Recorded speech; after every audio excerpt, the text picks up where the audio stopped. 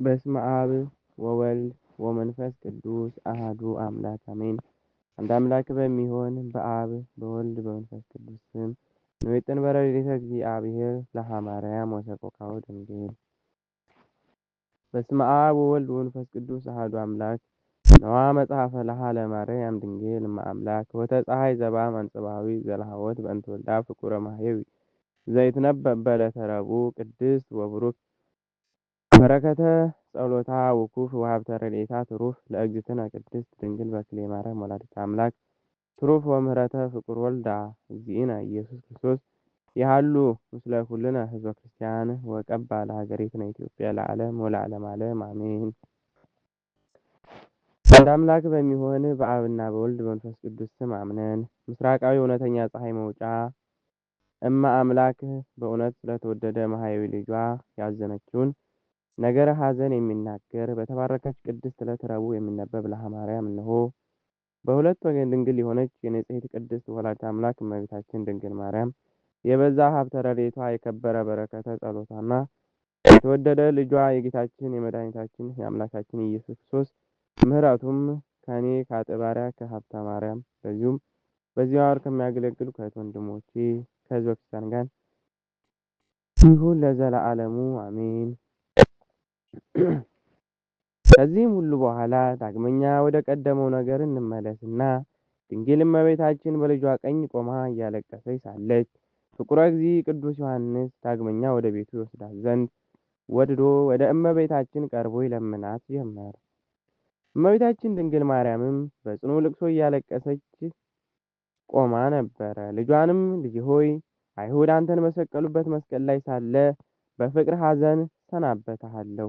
አይሁድ እየዘበቱ ምራቃቸውን የተፉበት የብርሃን መገኛ የሆነ ፊትህን በፍቅር ሰናበትሃለሁ።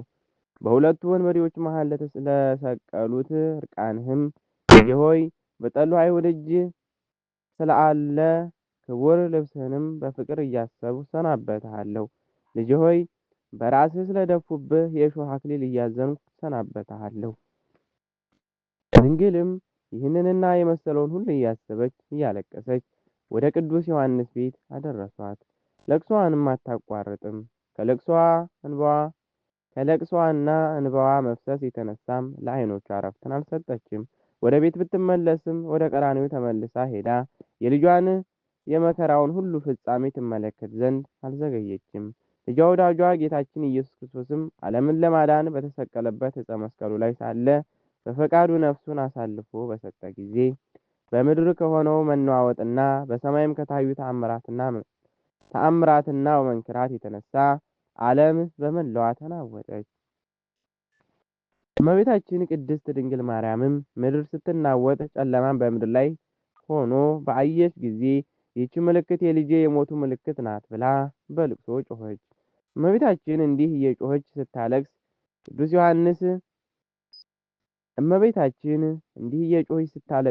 ቅዱስ ዮሐንስ እያለቀሰ መጥቶ ከአጠገቧ ቆመ። እመቤታችን ድንግል ማርያምም ዮሐንስ ሆይ በዕፀ መስቀሉ ላይ ሳለ በውኑ ልጄ ሞተን? አለችው። እርሱም አጎንብሶ እመቤቴ ሆይ አዎን ሞተ አላት። ድንግልም እንደገና አብዝታ ታለቅስ ጀመር። የልብ ሐዘኗም እጅግ ስለጸናባት ይህ ሁሉ ሕማማተ መስቀል ስለተቀበልህ ወዮ! መበደሌን የሚመለከት ሹም የልቤን ሐዘንም የሚረዳኝ ዳኛ አላገኘሁም። ሊቀ ካህናት ሆይ እንደ ሕጉ በቅን ፍርድ የምትፈርድማ ብትሆን ያለ ምግብና መጠጥ የንጉሥ ልጅን አይሁድ ባልሰቀሉትም ነበር። ሊቀ ካህናት ሆይ በእውነት የምትፈርድ ብትሆንማ አገልጋይ ስለ ጌታው ፈንታ ሊሞት በተገባ ነበር። ሹም ሆይ በቅን ብትፈርድማ ወንበዴ በርባንን ፈትተው ልጄን ባልሰቀሉትም ነበር። አንተ ሊቀ ካህናት ሆይ በእውነት የምትፈርድ ብትሆንማ ከልጄ ይልቅ ይሁዳ ሞት በተገባው ነበር። ሹም ሆይ ፍርድህን ብትመረምርማ ልጄን እርቃኑን ትሰቅለው ዘንድ ባልተገባህ ነበር። ሊቀ ካህናት ሆይ በእውነት የምትከስ ብትሆንማ ሽፍታ በርባንን ከሞት አድነ እውነተኛ ቸር ልጄን ባልገደልኸውም ነበር።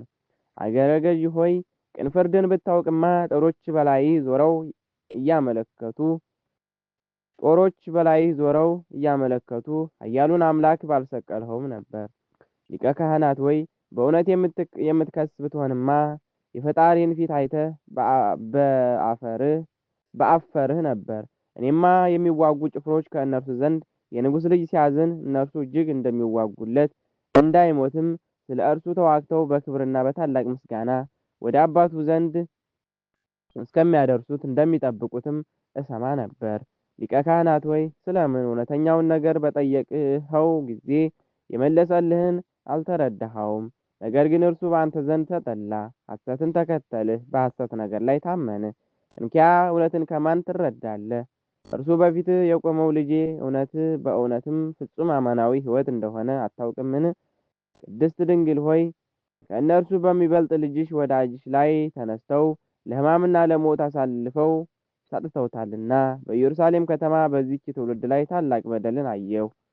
ከዚህ በኋላም ጌታችን አምላካችን መድኃኒታችን ኢየሱስ ክርስቶስ በዕፀ መስቀሉ ላይ ተሰቅሎ ሳለ ያን ጊዜም የመቶ አለቃው ይህን ሁሉ ተአምራት ተመልክቶ በእውነት ይህ የሕያው እግዚአብሔር ልጅ ነው ብሎ አመነ። ሕዝቡም ሁላቸው ጌታችን ገና በመስቀል ላይ ሳለ አለቀሱለት። ንጉሥ ጲላጦስም ስለ ስቅለቱ ጉዳይ ከሄሮድስ ዘንድ ተልኮ ወደ መጣው ሎሌ ሹም ዘንድ ልኮ አስመጣው። ሹሙ ወደ እልፍኙ በገባ ጊዜም ወንድሜ ሆይ ሄሮድስና አይሁድ ይህን እውነተኛ ሰው በግፍ እንደሰቀሉት አስተዋልህን? ወንድሜ ሆይ ይቺ ሁሉ ክፋት የሄሮድስ ሐሳብ እንጂ እኔስ ፈቃዴ አይደለም። ይህን እውነተኛ እንዳይሞት አድነው ዘንድ ፈልጌአለሁና። ነገር ግን ሄሮድስ ይህን ነገር እንደማይሻ ባወቅሁ ጊዜ ገርፈው እንዲፈቱት ብዬ ለአይሁድ ሰጠሁት እንጂ የድንግልን ልጅ ስለገደልን ዛሬ በእግዚአብሔር ፊት የፈጸምነውን በደል ተመልከት አለው። የመቶ አለቃውና ጭፍሮችም ከጲላጦስ ጋር ሆነው ደሙ በሄሮድስና በሊቀ ካህናቱ ላይ ይሁን እያሉ ምርር ብለው ያለቅሱ ጀመር። ያን ጊዜም ንጉሥ ጲላጦስ መስፍኑን ሸኝቶ ሊቃነ ካህናቱ ሐናና ቀያፋን አስጠራቸው። ወደ ሸንጎም አደባባይ በቀረቡ ጊዜም ጲላጦስ በግፍ ደምን የምታፈሱ እናንተ ተኩላትና ቀበሮች የናዝሬቱ ኢየሱስ ክርስቶስን በመስቀል ላይ እንደገደላችሁት ተመልከቱ፣ ደሙም በእናንተ በልጆቻችሁ ላይ ይሁን አላቸው። እነርሱ ግን ደስ ብሏቸው እስከ 10,000 ትውልድ ድረስ የእርሱ ደም በእኛም በልጆቻችንም ላይ ይሁን እያሉ ደረታቸውንና ፊታቸውን መቱ። ጲላጦስም በምድርና በሰማይ ከተገለጠው ከዚህ ሁሉ ተአምራት በኋላስ እንኳን እንደ ሕዝቡ አትፈሩም? አትደነግጡምን? አላቸው። ሊቃነ ካህናት ሐናና ቀያፋ ግን የፈጸምነው እንደ ሕጉ ነውና ስለምን እንፈራለን? አሉ። ጲላጦስም ውሸት ነው፣ ይህ ሕግ አይደለም። አንተ ሊቀ ካህናት የተባልኸውም እነሆ ልብሶችህ ተቀዳደዋል። ሕጉ እኮ ሊቀ ካህናት ልብሱን በቀደደ ጊዜ ከግብረ ክህነት ይከልከል ይላል አለው። ሊቀ ካህናት ቀያፋም እኔ እኮ ልብሴን የቀደድሁት በእግዚአብሔርና በሕግ ላይ ተላልፎ ስለተናገረ ነው ብሎ መለሰለት። ጲላጦስም ከእንግዲህ ወዲህ ደፍረህ ካልሆነ በቀር በሊቀ ካህናትነት ስልጣነ ክህነት ወደ ቤተ መቅደስ ትገባ ዘንድ አላዘዝህም። ነገር ግን እንደገባህ ሌላ በነገረኝ ጊዜ አንገትህን እቆርጠዋለሁ። ቀያፋም ጊዜው ቢዘገይም ከጥንት ዘመን ጀምሮ ከአንተ በፊት ከነበሩ ሹሞች ሊቀ ካህናት ወደ ቤተ መቅደስ እንዳይገባ ከልክሎ የሚያውቅ አለን? አለው። ሊቀ ካህናት ቀያፋ እንዲህ የሚለው የሄሮድስን ስልጣን በመመካት ነው። ጲላጦስም ይህንን ሁሉ ተአምር አይተህ ስለ በጎ ነገር ፈንታ አሁንስ እንኳን አታምንም? አለው። ቀያፋም አንተ በዚች ሀገር ውስጥ አዲስ አማኝ ነህና ይህ ተአምር የተደረገበትን ነገር አታውቅም። በዚህ ወቅት ወርሃ መጋቢትና የፀሐይ የጨረቃም ዑደት በገጠመ ጊዜ መሰሪያን ጨረቃ ደም እንድትመስል ያደርጋሉ። በምትሃታዊ ኃይልም የፀሐይ ብርሃንን ስበው የጥበበኞችን ተግባርና የፍሬያት የስንዴና የወይን የዘይት ተፈጥሮንም ስለሚመረምሩ ነው አለው። ይህንንና እንዲህ ያለውን ሁሉ ውሸት ቀያፋ ሲዘበዝብም ንጉሥ ጲላጦስ ከዙፋኑ ተነስቶ በደረቅ ቆዳ ቀያፋን በጥፊ መታው። የአገጩን ፂምም እየጎተተ አንተ እርሱ እውነተኛ የባሕርይ አምላክ ክርስቶስን ስለጠላኸው በምድር ላይ መዓትህን ታመጣብናለህ እያለ ደበደበው። የመቶ አለቃውና ጲላጦስ ሊቀ ካህናት ቀያፋን አንተስ ከሕይወት ይልቅ ሞት ይገባሃል እያሉ ረገሙት። ጲላጦስና የመቶ አለቃውም በወህኒ አስረው ወደ ንጉሡ ሊያቀርቡት ተስማሙ። የጲላጦስ ነገር ከመቶ አለቃው ጋር ከተፈጸመ በኋላ እንዴት ሥጋው በመስቀል ላይ እንደተሰቀለ እንተወዋለን ተባባሉ። የመቶ አለቃውም ለሹም ጲላጦስ ምን ልታደርግ አሰብህ አለው። ጲላጦስም እርሱ ብዙዎች የሞቱ ሰዎችን አንስቷል፣ የሕያው እግዚአብሔር የባሕርይ ልጁ ፍጹም አምላክ ነውና ራሱም እነሆ ይነሳልና ከመስቀሉ ላይ አውርደን እስከ 3 ቀናት ድረስ በታማኝ ሰው ዘንድ እንድናኖረው ፈልግ ነበር አለ። ጲላጦስ እንዲህ ሲናገር ሳለም ሁላቸው የአይሁድ ታላላቅ ሽማግሌዎች የሙታን ማደሪያ በመቃብር ነው እንጂ ሙት በሰው ቤት ሊያድር ይህ ነገር ተገቢ አይደለም ብለው ባለማወቅ ድንገት ጮኹ። የአይሁድ ታላላቅ ሽማግሌዎች ለጲላጦስ ይህንን ከማለታቸው የተነሳ የአርማትያሱ ሰው ዮሴፍ ወደ ጲላጦስ ቀርቦ የጌታችን ኢየሱስ ክርስቶስን ሥጋ ከዕፀ መስቀሉ ላይ ያወርደው ዘንድ ለመነው። ጲላጦስም ተደስቶ ከሚጠብቁ ወታደሮች ጋር ይሰጡት ዘንድ አዘዘለት። የከበሩ ንጹሐን ዮሴፍና ኒቆዲሞስም የጌታችን ኢየሱስ ክርስቶስን ሥጋ ከዕፀ መስቀሉ ላይ አውርደው ሊገንዙት ጀመሩ። ክፉዎች አይሁድ ግን እሊህ ክቡራን ደጋግ ሰዎች ዮሴፍንና ኒቆዲሞስን ይጨቀጭቋቸው ይተነኳኮሏቸውም ነበር። እሊያ ክፉዎች አይሁድ ዮሴፍና